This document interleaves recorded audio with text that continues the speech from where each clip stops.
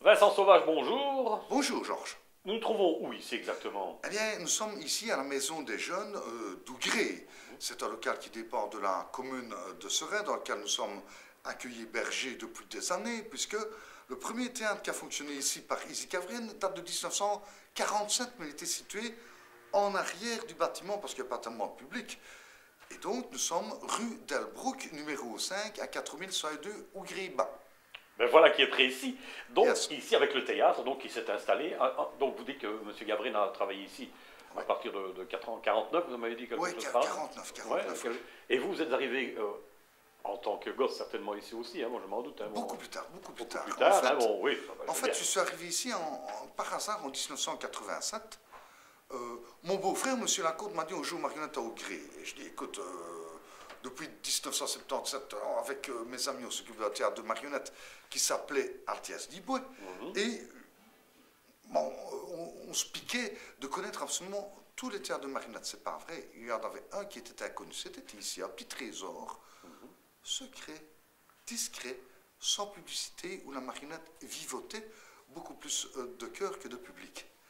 Et nous arrivons avec Nicolas, mon fils qui a maintenant 25 ans, il a 3 ans à l'époque, et nous poussons la porte et on se pose la question, tiens, est-ce que c'est ici qu'on joue aux marionnettes? Il dit, oui, on joue aux marionnettes dans le fond, c'est un dimanche matin. Nous entrons, 4 spectateurs sur les petits bancs que vous voyez ici autour, 4 spectateurs.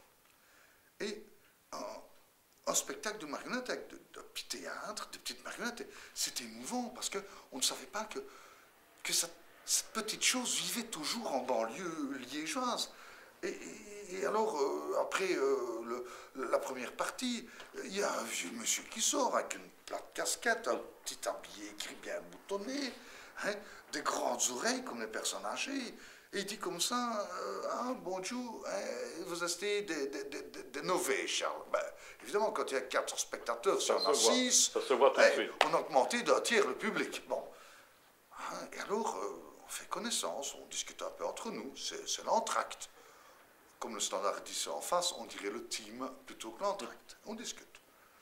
Et je dis comme ça à M. Cavrine, à Isidore Cavrine, qui a été président des œuvres sociales à Ougrée et qui n'avait pas eu d'enfant de son mariage avec Mme Delperdange, qui a été directrice des écoles d'Etrix ici à Ougrée. Je dis, vous avez un petit souci. Mais il dit, non, dit-il. Mais je dis, vous jouez sans aide. Mais il dit, vous avez raison. M. Gavrine jouait tout seul. Il jouait tout seul. Il jouait tout seul. Et il devait avoir à cette époque-là certainement bien 77, 78 ans. Et jouait C'est quand même tout seul. rare, ça, pour un théâtre de marionnettes liégeoise.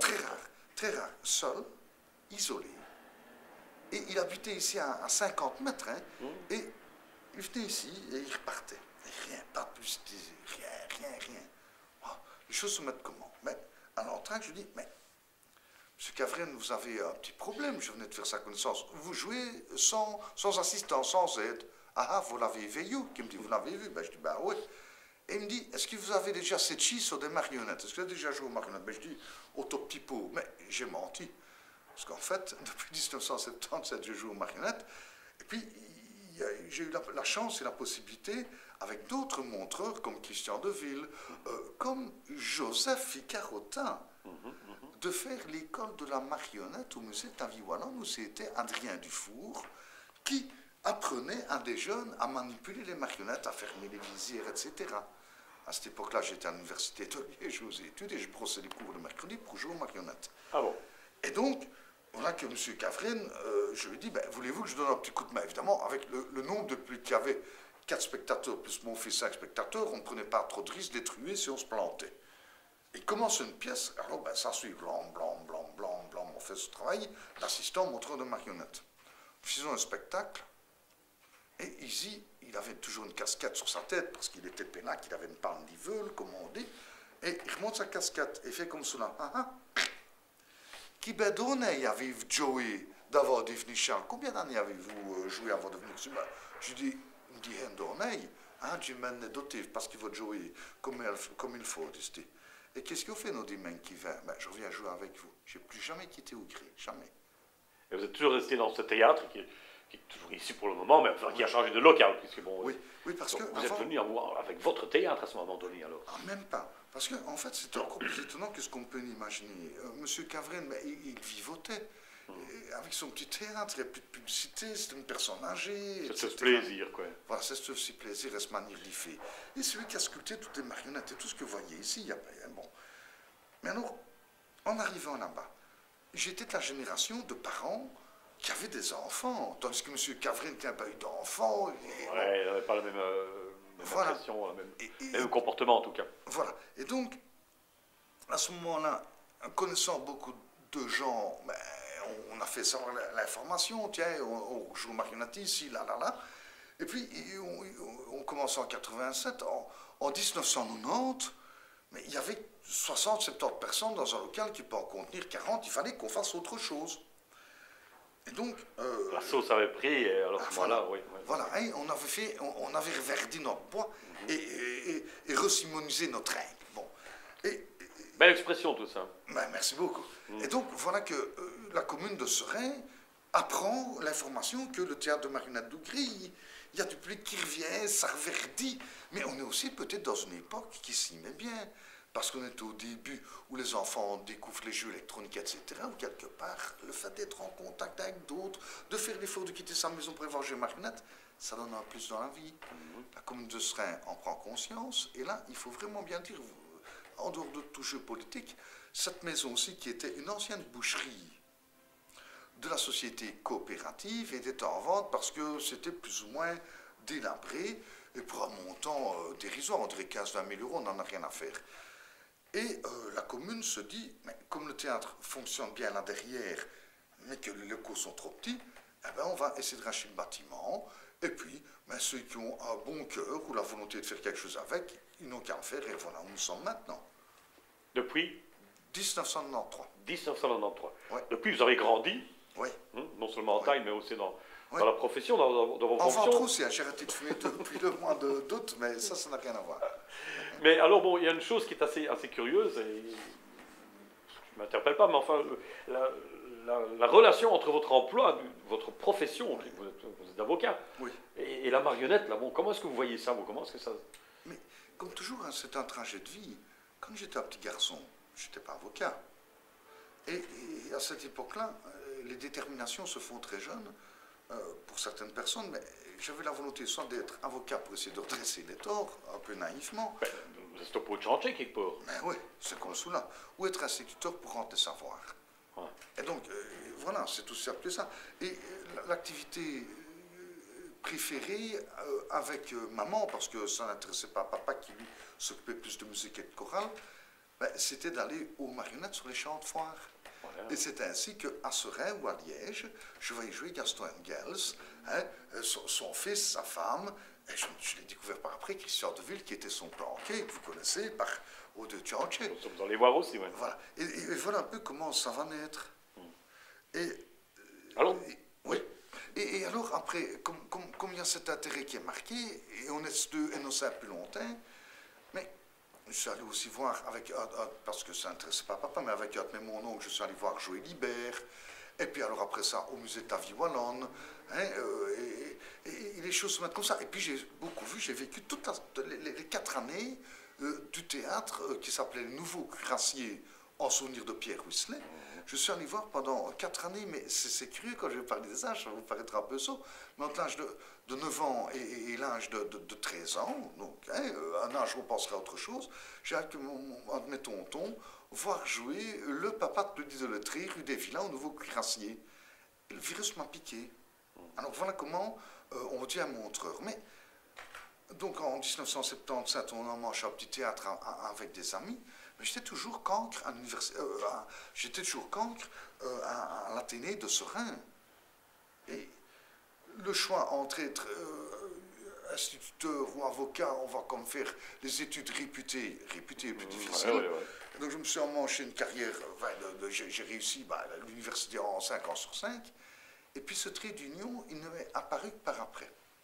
Parce qu'on pourrait rigoler en disant, ouais, mais bon, la justice c'est un jeu de manipulation, très certainement, la marionnette aussi. Mais il y a une différence. C'est qu'aux marionnettes liégeoises, Mais le montreur de marionnette a la prétention de savoir qui manipule qui. Mais dans le monde judiciaire, ça devient plus complexe. Ça, c'est une chose. Et puis une deuxième, c'est que, voilà, la vie a été celle-là.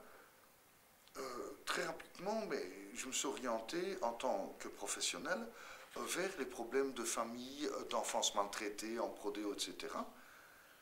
Et plus je m'investissais dans la vie professionnelle, plus le fait de jouer aux marionnettes m'apportait quelque chose qui apparaît tellement étonnant, mais c'est d'avoir des enfants simplement heureux ou qui se déplacent avec papa ou avec maman une semaine sur deux, par exemple, parce que les parents sont séparés, avec les grands-parents. Tandis que dans le métier, c'est des histoires plutôt tristes. Et donc, plus j'ai été avocat, plus j'ai eu envie d'être montreur, et voilà comment une partie a pu nourrir l'autre partie, et puis tout ça n'est pas possible sans une équipe. C'est de là qu'on peut dire aussi, et je pense que vous allez me rejoindre, on peut dire aussi que la marionnette est comme une forme d'outil thérapeutique quelque part aussi, puisqu'on parle ici d'enfance malheureuse, de maltraitance, etc. La marionnette aide aussi, c'est pas à vous que je dois le dire, vous le vivez pratiquement tous les jours. Mais la marionnette, avant tout, est tout d'abord un imaginaire. C'était l'imaginaire des adultes au XIXe siècle, hein, parce que c'est les adultes qui regardaient le spectacle en feuilleton, nous connaissons ça par l'histoire de la marionnette. Mais elle s'est réfugiée dans le cœur des enfants.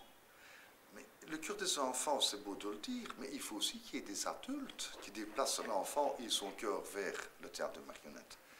Et donc on peut dire que nos marionnettes à nous, elles ont été sauvées par le cœur des enfants qui va vers le cœur de bois. Et en plus, la marionnette liégeoise est un endroit où on participe vraiment à ce qui fait l'âme de notre région, de notre cité, notre vieille région industrielle avec un esprit frondeur. On parlera tout à l'heure de Tchanché. On parlera. Qu'est-ce qu'il y a de plus liégeois que Tchanché? Tchanché, c'est pas Guignol, c'est pas Niafon, c'est nos Tchanché. Et c'est le représentant du peuple, c'est vraiment le... C'est nous autres à vous, nos gueuilles. C'est le miroir, hein, c'est le miroir de la société. C'est le miroir de la société telle qu'elle était. Et on est, par exemple, en tant que montreur de marionnette, il faut bien qu'on en soit conscient, on fait partie des derniers détenteurs des traditions orales. Nos textes ne sont pas publiés, alors qu'ils sont écrits pour la plupart. Et avec cette histoire de marionnettes, eh bien, les enfants continuent à connaître le Moyen-Âge. Ils savent qui est Charlemagne, qui est Ganon, qui est Roland, qui sont les sorcières, les enchanteurs. Et c'est un monde imaginaire auquel ils ont peu d'accès par les médias, TV, etc., qui sont des produits de consommation immédiate et presque vampirisants. Oui, vis-à-vis desquels ils ne savent pas participer. Ici, voilà. Avec le spectacle de marionnettes, ils sont également acteurs aussi. Ah oui, parce que toutes les pièces sont écrites, mais le montreur qui n'a pas l'oreille vers sa salle est un montreur qui oublie certainement les 4/5e de ce qu'il doit faire. Il joue pour un public et le public doit l'y rendre. Nous jouons en interaction. Par exemple, il y a une chose épouvantable qu'on est capable de faire comme montreur de marionnettes. Je prends un spectacle incroyable où il faut envoyer une malédiction. Et pour envoyer une malédiction, la sorcière demande aux enfants, dites-moi un peu, dites-moi un peu, le mot le plus grossier que vous connaissez. Ah ben oui. La tête des parents. La tête des parents, leur petite boucle blonde qui commence à crier des choses horribles, je ne dirais même pas. Et les parents qui font... Mais qu'est-ce qu'ils entendent dans les cours de récréation, s'il vous plaît? Et donc ici, ce sont des petits révélateurs. On a une autre pièce où il faut aider Tchanché à récolter un maximum de petites pièces. Pas d'argent, des petites pièces. Et on demande aux enfants, aux parents de gratter dans leur poche pour aller chercher quelque chose. Le fait d'aller du public vers la scène nous met en interaction. Eh bien, on a ramassé là sur la scène 70 ou 80 petites pièces de 5 centimes ou quoi, qui tombaient comme de la pluie pour faire des liens. Mais c'est un outil qui permet beaucoup de choses, hein. Bon, au niveau de la pédagogie, au niveau de la thérapie, je vais dire, bon, aussi, bon, et qui peut être dangereux aussi, hein, parce que l'impertinence, parce que bon, moi, je me souviens jouer en marionnette aussi, quand on est tous dans l'ambiance, etc., on va essayer de savoir, par exemple, un truc bête comme la lune, que vont-ils manger ce midi? Alors, et là, on apprend qu'ils vont à gauche, à droite, bon, voilà. Ça aussi, la marionnette est partie prenante avec les enfants, et les enfants suivent très bien, non? Voilà. Mais les enfants suivent extrêmement bien, ce qui veut dire que peut-être une des clés d'un succès d'un théâtre de marionnette, c'est une histoire, évidemment, que les enfants sont capables de suivre et de comprendre. Donc il faut un rythme, il faut que ça ne dure pas trop longtemps, donc au-delà d'une demi-heure, on ne capte plus l'attention des enfants, ils s'énervent sur leur banc, etc. Mais il faut aussi qu'on puisse mettre les parents de notre côté. Et donc, un montreur de marionnettes ou un théâtre un peu habile, mais on essaie de créer des histoires dont le scénario permet aux enfants de suivre une pièce en noir et blanc, mais c'est à nous à donner les cris et les fous rires pour les parents. Donc on n'en rate aucune sur le résultat du standard. Oui. Tel politicien qui se prend les pieds dans les tapis. Et je ne vais pas parler d'histoires qui peuvent se passer, par exemple, au bord de la Meuse du côté de Oui ou de l'autre côté du côté Danse. Hein. On a tout ce qu'il nous faut pour pouvoir faire péter tout le monde de rire. Ce sont des périodes dans un spectacle qui, je crois, bon, pendant, on va dire, 15-20 secondes, le gosse ne va peut-être pas saisir ce qui se passe, mais le parent, lui, va retenir quelque chose, il s'est bien marré, et il va revenir avec son enfant. C'est ça qu'il faut justement, je crois, sensibiliser les parents, les rendre, je vais dire, amoureux du théâtre de marionnettes, pour qu'ils reviennent avec leurs enfants, parce que c'est très important. Ah oui, il faut les remercier d'une certaine manière. Voilà, et alors, comment faire pour avoir un public fidèle, si c'est possible de le créer dans des endroits comme ceux-ci, on ne fait, vous le savez, ni publicité ni rien, on est là gentiment, donc on n'a que le bouche à oreille pour nous soutenir, on ne veut pas concurrencer quelque théâtre que ce soit. D'abord, il n'y a pas de concurrence, mais effectivement, si on va avoir du public d'enfants, il faut susciter l'envie des parents de se lever et venir ici. Alors, c'est une des raisons pour lesquelles, par exemple, pour les papas, les bières ne sont pas bien chères à notre comptoir, mais il ne faut pas trop le répéter là-bas. Hein.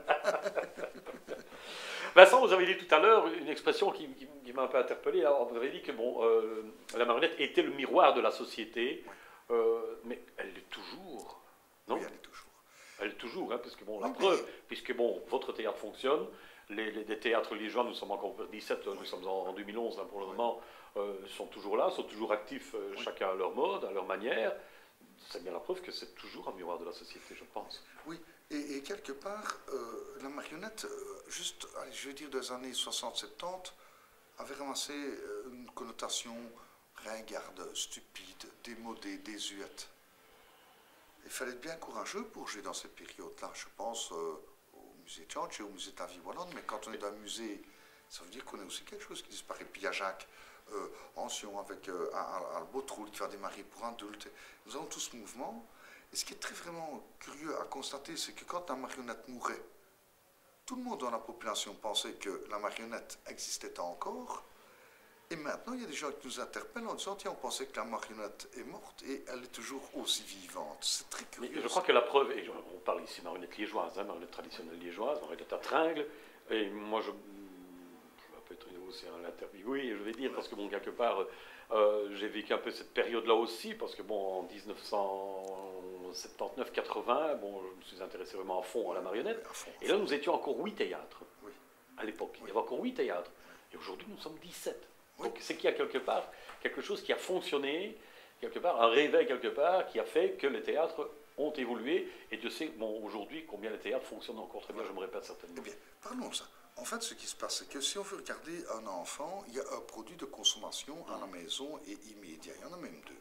Tout d'abord, tout ce qu'on peut avoir à la télévision, avec des chaînes 24/24 de programmes, soi-disant pour enfants, tout ce qu'on peut imaginer d'un côté. Et d'un autre côté, on a la toile qui permet d'avoir quasi un accès infini d'informations, un peu comme le rêvait Hotelet quand il a fait le Mundanieum et la bibliothèque universelle écrit le CDU. Bon. Mais ça ramène le consommateur à l'immédiateté du moment qu'il a dans sa maison.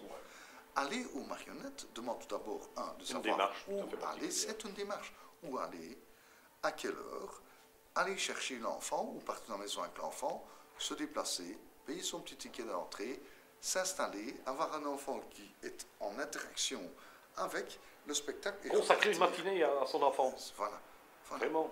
Et alors, un enfant qui est allé une seule fois aux marionnettes dans sa vie s'en rappelle absolument toute sa vie. Même s'il n'y va qu'une fois. Même s'il n'y va qu'une fois. C'est quelque chose qui est en impression directe sur l'enfance, et peut-être aussi que certains parents viennent avec leurs gosses pour retrouver un paradis perdu. Ou peut-être que le théâtre de marionnettes dans certaines familles, ça peut rester le trait d'union entre un papa et une maman qui n'habitent plus dans la même maison. Ça peut être également un passage de génération entre un grand-père ou une grand-mère et son petit enfant. On va retrouver tout ça, c'est extrêmement riche et foisonnant. Oui, on se souvient de gens qui, et c'est certainement passé chez vous aussi, des gens qui viennent au théâtre de marionnettes, qui disent, je viens avec mon gosse, moi il y a quelques années, je venais avec mes parents. Eh bien oui. On a souvent ça pour le moment. Eh bien effectivement, parce que ayant commencé en 93 ici à Hongrie, donc en 1987. Mais maintenant, il y a des parents qui viennent avec leurs enfants, et alors ce qui leur paraît le plus curieux, mais c'est grinçant aussi, c'est presque les masques de James Ensor, c'est que les marionnettes, mais tant d'années après, ils se rappellent de Banane, de Georges Sourire ou de Nanès qui sont ici derrière, ils s'en rappellent. Ces marionnettes-là, elles ne vieillissent pas. Ouais. Eux ont pris de l'âge et les montreront aussi. Quand j'ai commencé, ben, j'avais plus de cheveux et moins de pas de doigts. C'est pas grave. Ce qui compte, c'est qu'à un moment donné, on peut se rendre compte de cette image qui est vraiment très profondément dans la philosophie de Jacques Ancion du théâtre d'Albotroul. C'est de dire ceci, mais nous sommes immortels, disent les marionnettes, vous êtes mortels, donnez-nous un peu de notre vie. Et le fait d'avoir une main qui se pose sur une tringle, disent Cavren, est la preuve qu'ils y vivent toujours. Et nous, comme montreurs de marionnettes, nous devons avoir cette responsabilité de ne pas faire comme les anciens montreurs en disant qu'après moi c'est le néant, c'est au contraire. Accrocher la marionnette au mur. Voilà, c'est ça. Sinon ça devient un objet, c'est plus un sujet.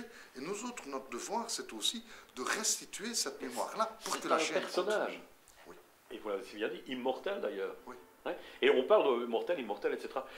Comment voyez-vous l'avenir, vous, dans votre théâtre? Bon, j'imagine que vous pensez aller le plus loin possible, mais de façon générale, la marionnette liégeoise, vous voyez un peu l'avenir?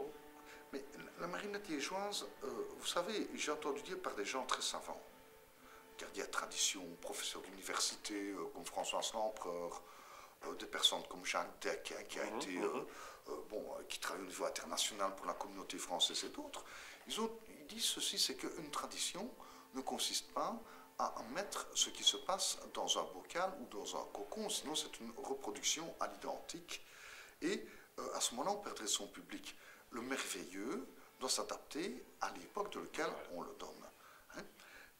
Je vais prendre un exemple qui va vous faire comprendre les choses et qu'on comprendra tous ensemble.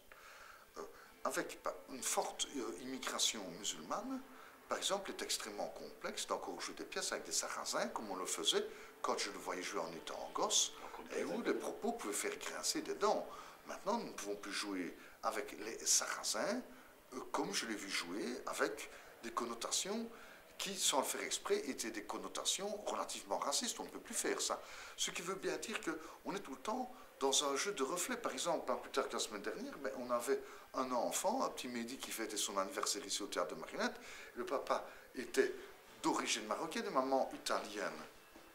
Eh bien, on a joué une pièce de circonstance où, quelque part, on a pu simplement dire ceci, c'est bienvenue à tout le monde, c'est la vérité.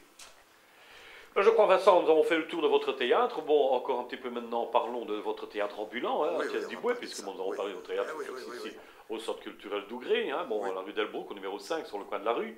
Hein. Alors, le théâtre ambulant, bon, ça c'est une autre partie, c'est une autre face de... Alors là, le théâtre ambulant, d'abord, c'est le début, après le fait d'avoir été spectateur gamin, c'est le début de mon trajet de marionnettiste. Alors, il est important de savoir aussi que tout ce qui est marionnette ne peut pas se faire seul. C'est toute une équipe humaine.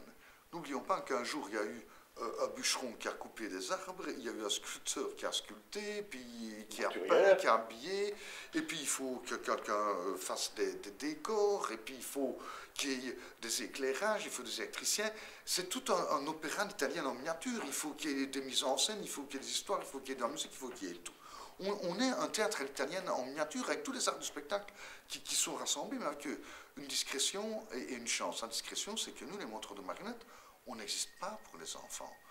Les enfants savent qu'on est pour quelque chose là derrière, mais quand on sort du théâtre, on regarde souvent avec une mine un peu inquiète, parce que qui sommes-nous quand nous sortons du théâtre? On est celui qui fait Tchanché ou Nanès, ou on est celui qui est le diable, le traître, ou la sorcière? Qui sommes-nous? Mystérieux du spectacle. On est mystérieux. Bon, ça c'est une chose. Et donc, toute cette magie du spectacle n'est possible qu'à travers une équipe. Et ici, nous sommes une équipe de 4 personnes totalement hétéroclites. Donc ici, en Hongrie, nous jouons bénévolement. allez, on a un petit ticket de 2 boissons gratuites au comptoir, c'est vite, j'aime autant dire. On est des montreurs de marionnettes, bon. Mais nous sommes acquis. Un infirmier psychiatrique à la citadelle. C'est nécessaire dans une équipe de marionnettes, oui. Oh, mais ça rend tout le monde fou. Alors, un avocat pélate, hein, un assistant social, ça c'est l'équipe des montreurs, et notre bruiteur, tenez-vous bien, il est adjudant à l'armée. Et c'est un bruiteur efficace, hein, et il se casse le derrière pour nous faire des bons sons. Et donc, quand nous partons avec notre théâtre portable, on se retrouve un peu sur le chemin des gens qui faisaient les métiers. On se retrouve dans la peau des troubadours, des baladins. Et donc là, on a toujours gardé notre nom Altiès Dubois en souvenir de notre premier avatar de 1977. Donc, on a cette démultiplication qui consiste à dire, mais à Hongrie, on a le théâtre de marionnettes du Haut-Pré ce dimanche ici, c'est bien établi. Et quand nous nous déplaçons, c'est Altiès Dubois. C'est pas pour brûler les cartes, c'est simplement pour rendre hommage à M. Cavren quand on joue sur le nom théâtre de marionnettes du Haut-Pré, celui qui a fabriqué les marionnettes ici, etc. Sur le lieu même. Voilà, sur le lieu même. Et quand on est à Altiès Dubois, c'est une petite clignote parce que nos marionnettes ont une tête de bois. Eh bien, Vincent Sauvage, merci beaucoup je t'en prie, d'avoir parlé de votre carrière, qui ne s'arrête pas encore là parce que ça se sent là. Crois bien, Georges, que les défis sont encore nombreux. Je pense. Et j'espère ne pas mourir au jour d'aujourd'hui en très bonne santé avant que nous soyons reconnus au minimum comme chef-d'œuvre de la communauté française et mieux encore par l'UNESCO. Parce que la région liégeoise, on ne le sait pas assez, a fait développer la marionnette dans les années 1850 dans un petit creuset, comme un creuset d'alchimiste ou une grande casserole, parce que la marionnette serait Liège, Herstal maximum. Il n'y a pas de marionnette à Houille, il n'y en a pas à Visé, il n'y en a pas à Warem, il n'y en a pas à Fléron. On est là. Et on n'a plus perdre l'industrie, mais on a peut-être gardé aussi le passe-temps de ces gens qui travaillent si dur pour créer cette richesse-là. Et ces gens se sont désintéressés de la marionnette parce qu'il y a eu le cinéma, le musical, etc. Et c'est nos enfants dans lesquels on est allé chercher nos piqûres de bois. Eh bien, défendons-le, parce que Liège et sa région sont uniques au monde dans la proportion existant entre le nombre de théâtres et le nombre d'habitants. Et nous sommes les recordman mondiaux du nombre de théâtres de marionnettes par habitant. C'est une fierté, c'est une gloire, ça ou bien Simenon, Labatte ou Calatrava. Voilà quelques lignes qui résument un peu votre démarche, parce qu'il ne faut pas avoir peur de le dire, et ce sera un autre débat un autre jour. Votre démarche, vous et avec d'autres bien sûr, mais enfin vous êtes au départ de cette démarche, vous êtes de la reconnaissance de la marionnette, non seulement par la communauté française, mais par le patrimoine de l'UNESCO. Vous comprenez bien que pour ma part, ce n'est pas du tout un enjeu ni professionnel, mon métier est autre part, ni même un enjeu de montreur de marionnettes, puisque ici à Hongrie-Bas, en étant bénévole, on sait faire de l'ombre absolument à personne, c'est justement donner de la lumière dans la banlieue. Et ce n'est pas toujours compris par tout le monde, mais ce n'est pas bien grave. Je pense que quand on se bat et quand on a envie de faire grandir les idées, on trouvera toujours les relais des personnes de bonne volonté pour y arriver. Eh bien, on est en train de finir ce trajet-là et on y arrivera, Georges. On y arrivera, Vicadet. Allez, merci Vincent. Je t'en prie, mon ami.